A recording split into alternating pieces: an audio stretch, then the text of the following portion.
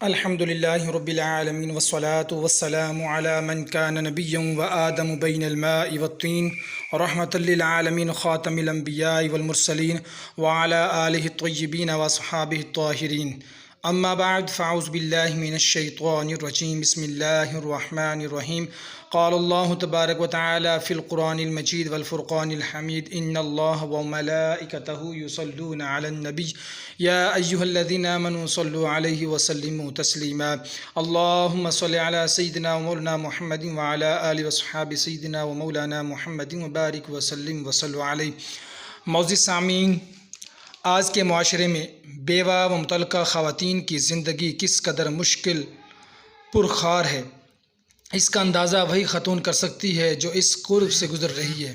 یا وہ لوگ جن کی کوئی قریبی عزیزہ اس دکھ کو جھیل رہی ہے کہ کس طرح جب ایک جیون ساتھی داغ مفارقت دے جائے تو دوسرا معاشرے کے رحم و کرم پر رہ جاتا ہے۔ بدقسمتی سے ہمارے معاشرے میں ایسی خواتین کو عزت و احترام اور جینے کا مناسب حق دینے کے لیے بجائے انہیں کہیں منحوس خیال کرتے ہوئے دربے در کر دیا جاتا ہے تو کہیں انہیں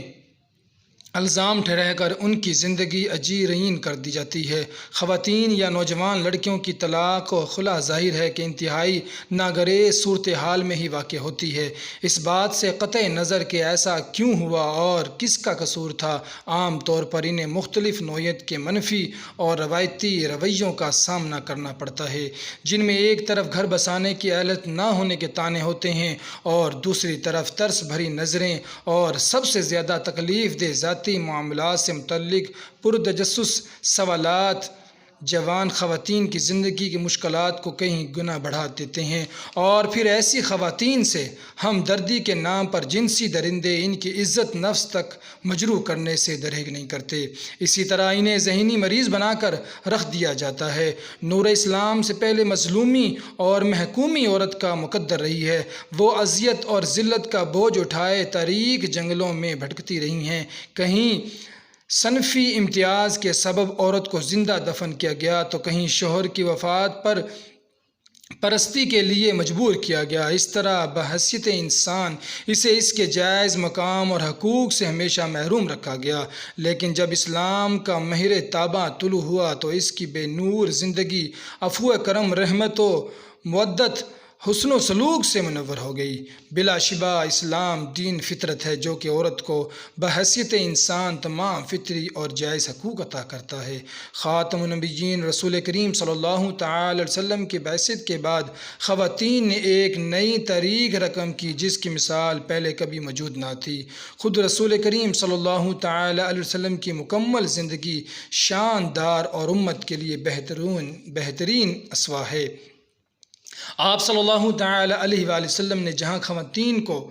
معاشرے میں باعزت زندگی اور اعلیٰ مقام عطا کیا، خواتین کو منحوس، کمتر اور اس جیسے ہر قسم کے بے بنیاد الزامات تہمات سے بری قرار دیا اور طنز و تنشی کا نشانہ بننے سے ان کا تحفظ کیا، جو مختلف معاشروں، طبقات اور اقوام میں ان کی تحقیر و تذلیل، رسوائی اور حقوق سے محرومی کا سبب بن رہے تھے یا آج تک بنتے چلے آ رہے ہیں۔ نبی کریم صلی اللہ تعالی علیہ وآلہ وسلم کی ہدایت یافتہ معاشرے میں کسی بیوہ کو مرد کے سہارے بغیر تنہا چھوڑ دینا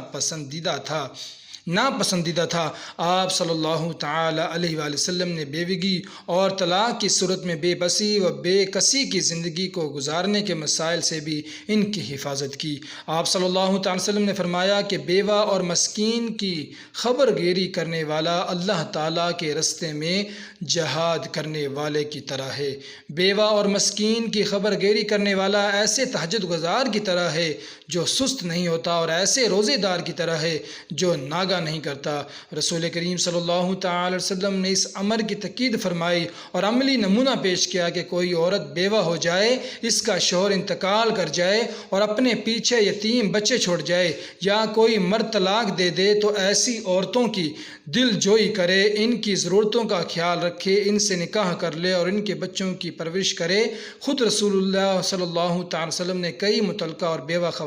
خواتین سے نکاح کیے اور ان خواتین کا سہارا بننے کے ساتھ دین اسلام کی تبلیغ و دعوت کے کاموں میں مدد لی۔ رسول کریم صلی اللہ تعالی علیہ وآلہ وسلم کی بیویوں میں صرف ایک حضرت عائشہ کے علاوہ سب متعلقہ اور بیوہ تھی، اور ان تمام نکاحوں کی بنیاد اسلام کا فروغ، بہترین ملکی و ملی مصالحے اور مسلمانوں کے لیے مقاصد حسنہ پر تھی۔ قرآن کریم میں اللہ تبارک و تعالیٰ کا ارشاد ہے، اے لوگو جو عورتیں تمہیں اچھی لگیں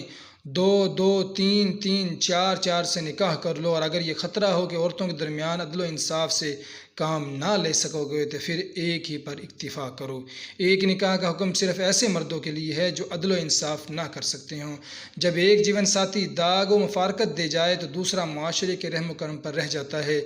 جانے والے کی کمی تو سارا زمانہ مل کر بھی پوری نہیں کر سکتا، لیکن کم از کم حقوق و فرائض کی ادائیگی میں تو تعاون کرنا انسانیت کے اعلیٰ ترین تقاضوں میں سے ایک ہے۔ ہمیں اس پر غور کرنا چاہیے اور بیوہ و مطلقہ خواتین کا سہارا اور خوشیوں کے لیے ان کا ساتھی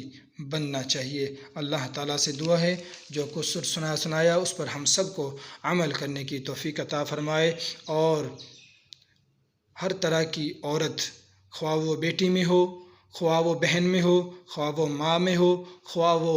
بیوی کے اندر ہو، ہر عورت کی ہمیں عزت کرنے کی توفیق عطا فرمائے۔ آمین بجاہ النبی الامین صلی اللہ تعالی علیہ وآلہ وسلم۔